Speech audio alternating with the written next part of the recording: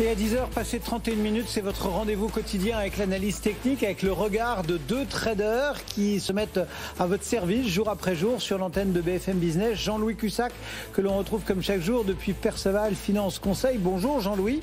Et Romain Daubry qui est au cœur de la cellule info d'experts de Bourse Direct. Bonjour Romain. Bonjour Cédric. Merci Bonjour à tous les deux d'être là. Romain, quel regard portez-vous ce matin sur ce marché parisien ? Eh bien, on entame une nouvelle échéance, celle du mois d'avril, avec un signal de pause, au moins à court terme. On le rappelle, les 5 échéances précédentes se sont clôturées par des hausses. C'est rare, c'est un record qu'on n'avait pas vu depuis 2013. Et on a quand même progressé depuis l'échéance d'octobre dernier de 1100 points quasiment. Donc, c'est un peu normal que la pause se mette en place, d'autant plus qu'il n'y a pas vraiment de driver dans l'immédiat.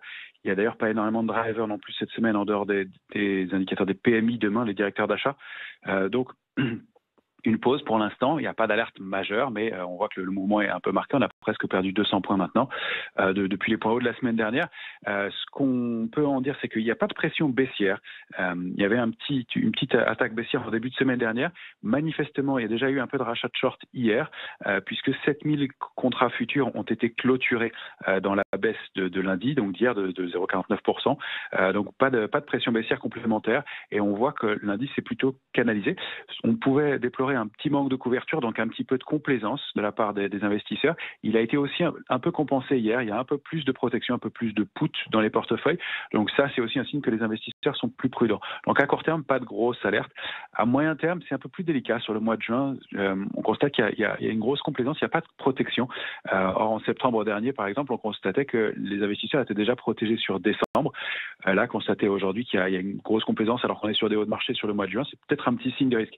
Alors graphiquement, bien, on évolue maintenant depuis le mois de février au sein d'un canal haussier de moyen terme. On le voit maintenant, il est très propre. On a buté sur le haut de ce canal lundi 15 mars.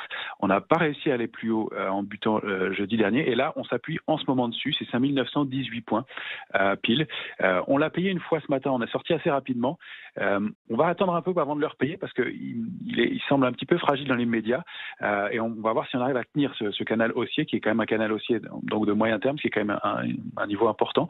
Voilà. Alors l'alerte, on la place sous 5889 points, l'alerte de court terme, étant entendu qu'on est dans un mouvement baissier pour l'instant à court terme.